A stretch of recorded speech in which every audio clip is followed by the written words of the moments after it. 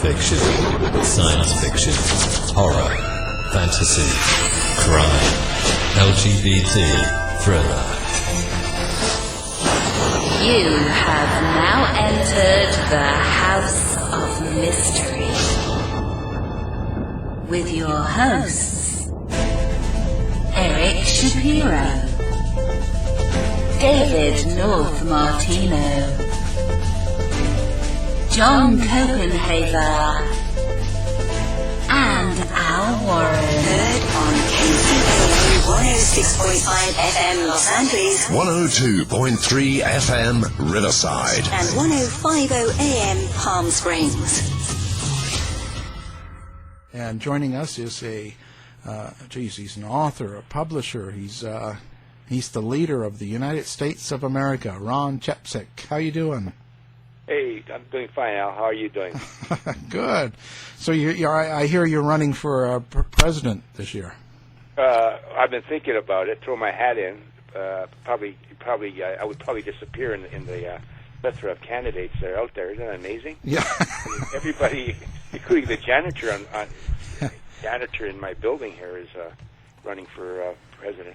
Well, anybody's qualified, really. It makes it that way. Well, with the current occupant, that's very true. Yeah, I mean, I'm sort of glad actually there hasn't been a whole lot of celebrity trying to jump in there. Not yet, anyway. Like, no. I don't want to see Oprah or any of those people jump in there. But Oprah's been kind of quiet. Usually they always bring her name up. Somebody brings her name up, as a candidate. And then she'll hang around for a while, and then she'll shoot it down, and say, "No, I'm not a candidate." But you're right. Well, I've heard Alex Baldwin's thinking about running. Running as a Trump character. Yeah, that would be pretty good, actually. I'd like that. SNL is pretty good. Yeah, I don't know why they get so upset about that. I think it's quite funny. I really like how he does that. Yeah, he does it. He does it very good. But Trump has no sense of humor, so no. You can understand why his reaction to it. In fact, he wants to close it down. He wants to use the laws to close down comedy and satire. Yeah, only if it's against him. Yeah, exactly. Only if it's against him. And it's funny. You've been writing now books on really gangsters or the mob and crime and drugs and all that area, and I've always thought of Trump in that same category. Well, there's been a lot of written about not a lot, but has been stuff written about his connection to the mob. And loans and all that back in New York City. So it's kind of interesting in terms of history. And what's more fascinating than a gangster, right? Yeah. Like Al Capone or Luciano or Pablo Escobar, or even El Chapo, Yeah. who just got sentenced in February, or not sentenced, he was convicted, and he's got June 25th, he's going to be sentenced, probably spend the rest of his life in American jail. But what's more fascinating than these guys, and how they become big-time gangsters? I think it's just fascinating. And why they do it, because they never get away with it, You could count the number of gangsters that got away with it on one hand, at that level. Yeah. But they do it, and... I guess it's worth the ride, Yeah, and so I've been interested in gangsters all my life. I never started writing about them until I was in my late 30s, and the way I got started I went to Colombia on a press junket. They invited some journalists, and they were trying to improve the image of the country because they still thought they could have a tourist trade at that time, and that's when the war with Escobar and the state was going on. So anyways, I went down there and didn't know anything about the country. Traveled all over the country, and on the last day, I met a woman, and we had a blind date, and that turned into a marriage. Oh. about 2 years later. And I was a Canadian, I was Canadian, and I never thought I'd ever get my American citizenship, but I went ahead and got it, and because it would have took forever to get her into the country, and so she came into the I got her into the country, and then she became an American citizen later. And now, of course, I got dual citizenship with Canada and the U.S. But I kept going back and back, and the war on drugs, as far as it related to Latin America, Colombia, getting hotter and hotter, and I was getting assignments like crazy, from magazines and newspapers, and I was developing a network of contacts there that set me up with sources. I ended up interviewing 3 presidents of Colombia, and one vice president who was kidnapped by Escobar. In fact, the president too, Pastrana, was kidnapped too by the Medellin Cartel, and it was just crazy. I mean, the country was just it was like Iraq. Right. And I mean, I remember sitting in the house with my brother-in-law and hearing a bomb go off, down about half a mile, maybe 3/4 of a mile down the street, and it was very dangerous. You could get kidnapped for $25, and that happened to some people in the neighborhood, of my wife's family and all that. And so from there, I was doing all this writing. I was saying, well, Escobar goes down in '93. He gets killed on a rooftop, and nothing had ever been done about the Cali cartel, who were the real powers in Colombia for a long time. I mean, not many people knew about them because they were very low key. So from there, I decided to do a book, which took me about 4 or 5 years, because I was a professor at university, and so I had a full-time job, so I had to, and I couldn't get off like I can now, being a full-time writer. So I had to spread it out, and finally did the book, and then that set me off in the area of writing books about crime. When you're doing something like that, like the book on Cali, and it takes you years, you have to get out there in the field, and you have to get out there and be around all of these people that are doing these things. Now, do you find yourself scared at times, or do you worry about that kind of lifestyle? People always ask that question, and I always say, I'm not crazy. I'm not going to take any chances, And I have been in situations where I just backed out because I thought it was too dangerous. And I've covered Northern Ireland before I discovered Colombia. I was reporting on Northern Ireland, and I interviewed IRA, ultra volunteer individuals. That's the Protestant side in Northern Ireland. So I have a lot of experience in dealing with situations like that. But I have family there, and I have friends there, and they had my best interest. So they would advise me, about interviews. And I interviewed, a lot of people, like the DEA, for example. I never met a lot of the people. The phone is a great way to do it. And now you have Skype, right? Yeah. You can do it on Skype. You have text.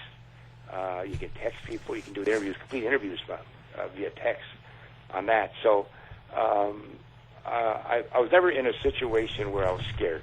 I was a little nervous, put it that way, which is a little different than scared. But I never had a situation where somebody pulled a gun on me like they've done on some journalists on that. So maybe I was lucky. Yeah, I would think, because there's people are doing bad things. How do you when you're first going to get together and do something like this, and you decide you're going to write on a gangland, how do you approach it then? Well, the way I normally do is, and the other great tool, of course, is the internet, right? You've got the internet. If I'm going to do a subject, like say, for example, I'm going to do a biography of a gangster, and I don't know too much about, I'll get on the internet and do a so-called Google search, right? And try to find out as much background as I can. And I'll go to. I'm a trained librarian. I have a master's degree in librarianship and a master's in archival administration. So if there's one thing I know something about, it's research, right? Yeah. And so I'll end up going to the library, and I'll check some of the databases on the magazines and newspapers, and just collect everything I can on that.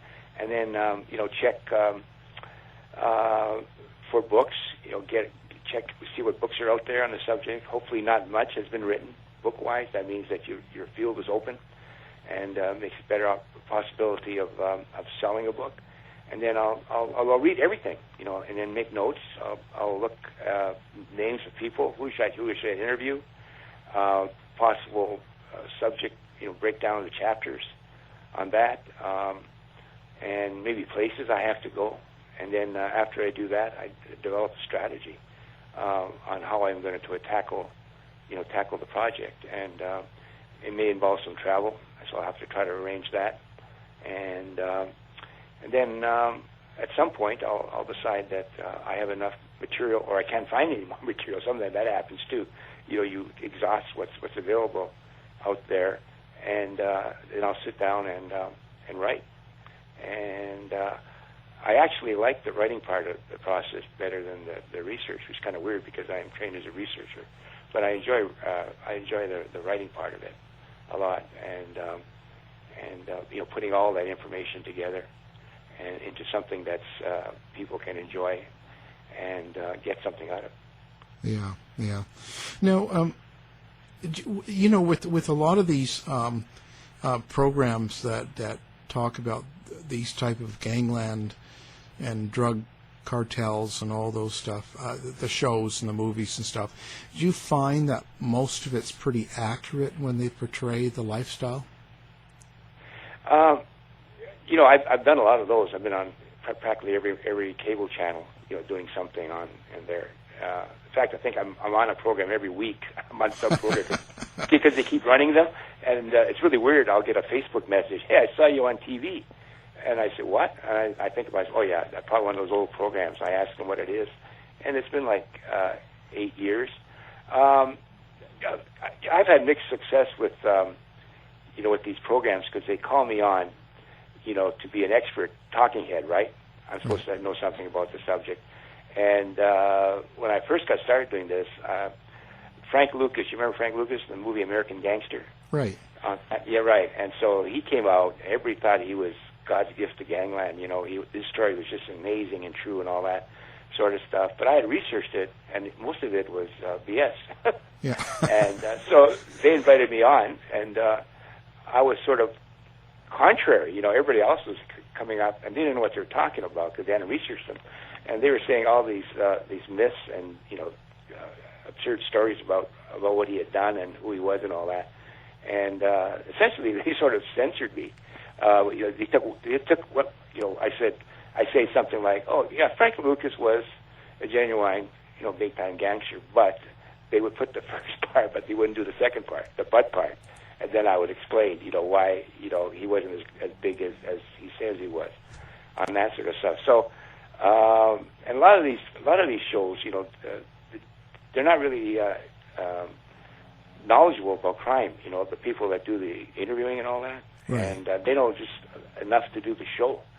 And so a lot of times you'll see a lot of inaccuracies in the show, and they don't really have the time or the money to correct the errors that they make. So it's a mixed bag. Yeah. There are some good shows. But a lot of them, you have to take them with a grain of salt in terms of accuracy. So now, I guess, is this true? You've got an interview coming up with Chapo Lawyer? Yeah, on my Crime Beat show, a friend suggested that I interview. He's a fellow lawyer, and I thought, well, I wouldn't get him. He wouldn't want to talk. And he didn't want to talk. I approached him at first because the trial was going on, and that's natural. Lawyers don't talk while the trial's going on. But he said, catch me after the trial. I'd love to come on your show. I said, great. And so I checked him out and waited, and the trial ended, and El Chapo lost. They lost the case, and then I contacted him again, and he said, yeah, so we're going to talk about, El Chapo, the man, who he is, and a little bit about what happened in the trial. And then they're going to appeal. There was a Vice article that came out right after the trial, which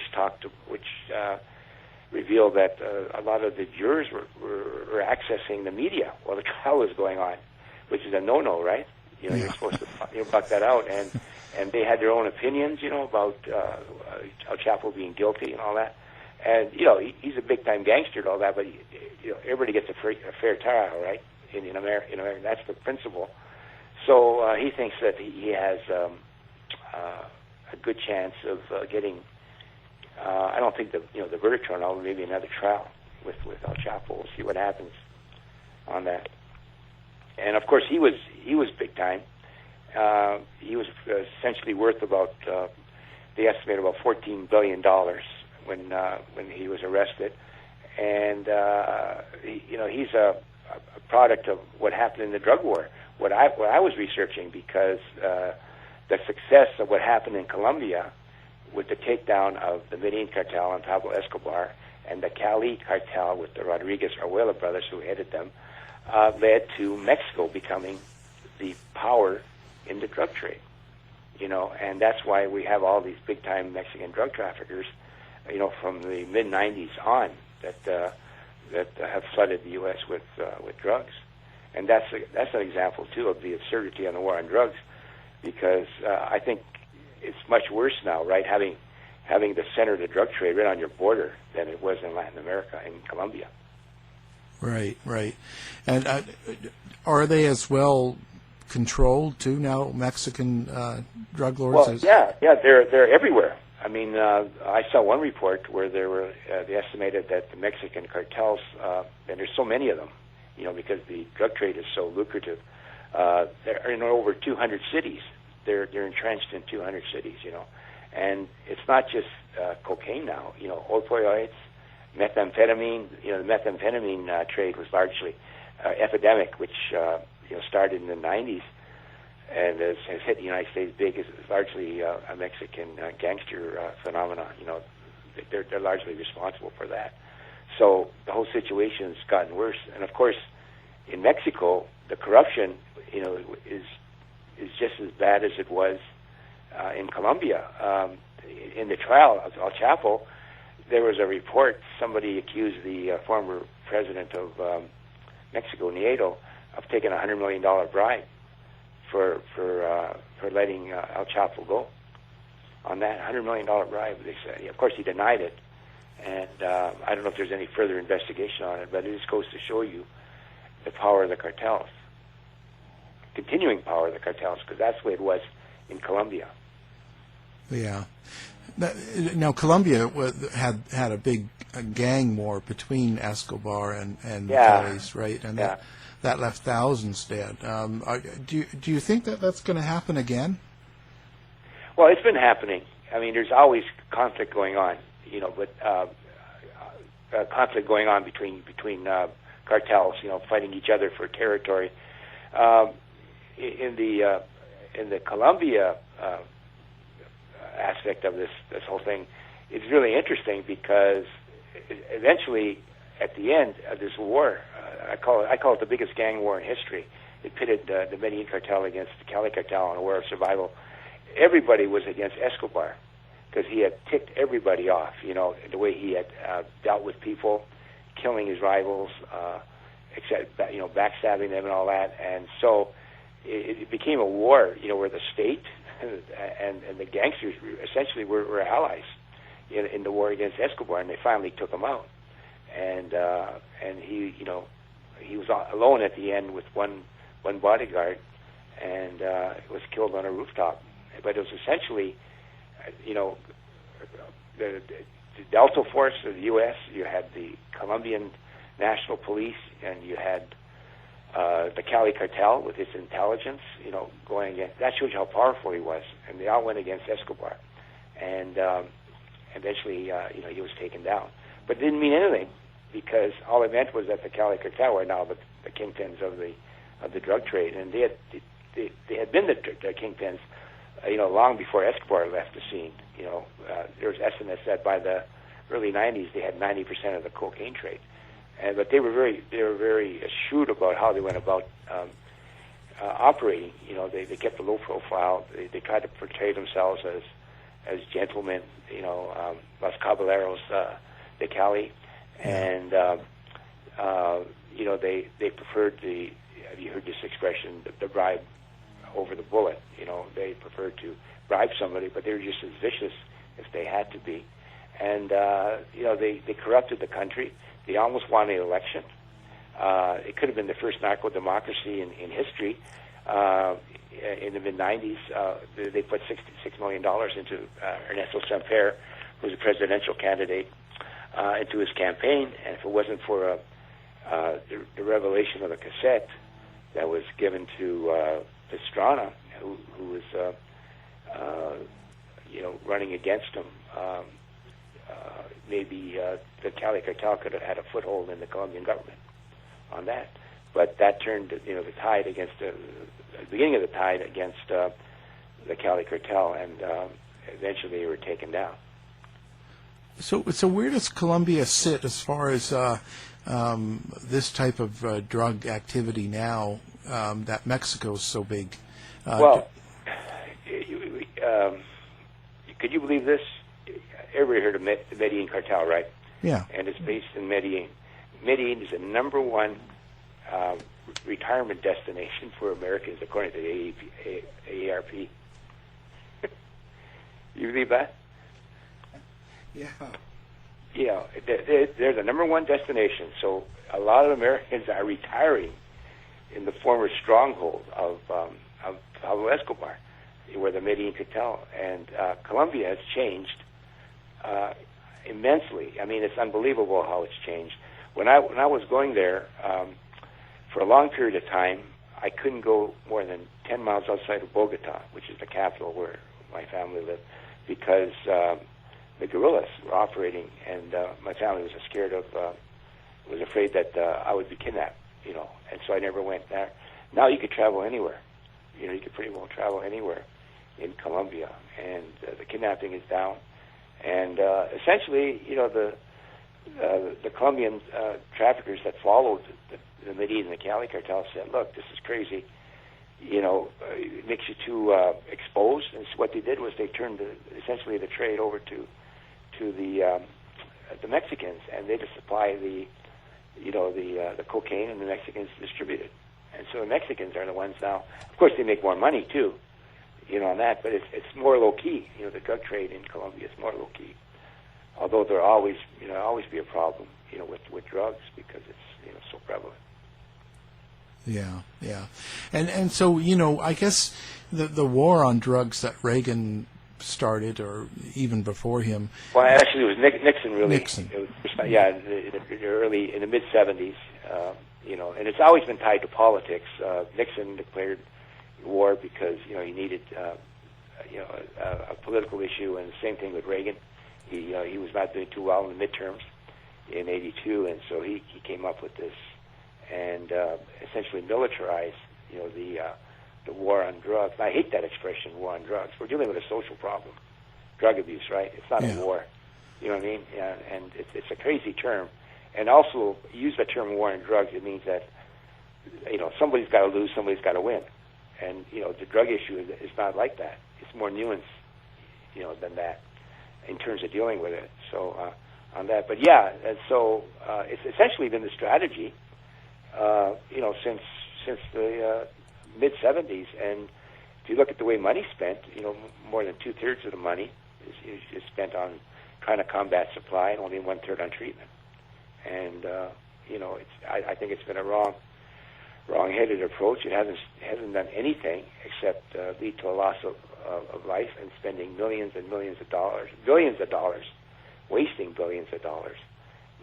Beating your head against the wall, trying to come up with an answer that really can't be given. I mean, in that way. So.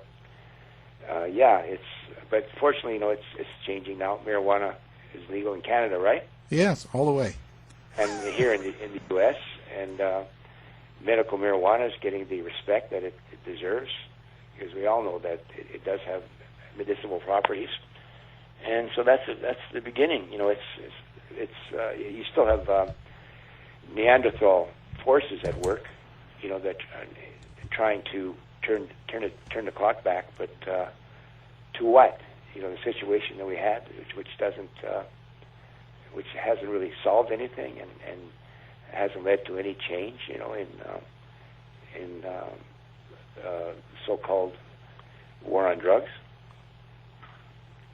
Yeah, and what? So where do you see it all going now? Do you think Mexico's going to be kind of the center of it all, or is that going to fall apart, or what? Well, it's interesting because the big drug cartels now are the pharmaceutical companies, right? They're the ones that are responsible for the opioid crisis.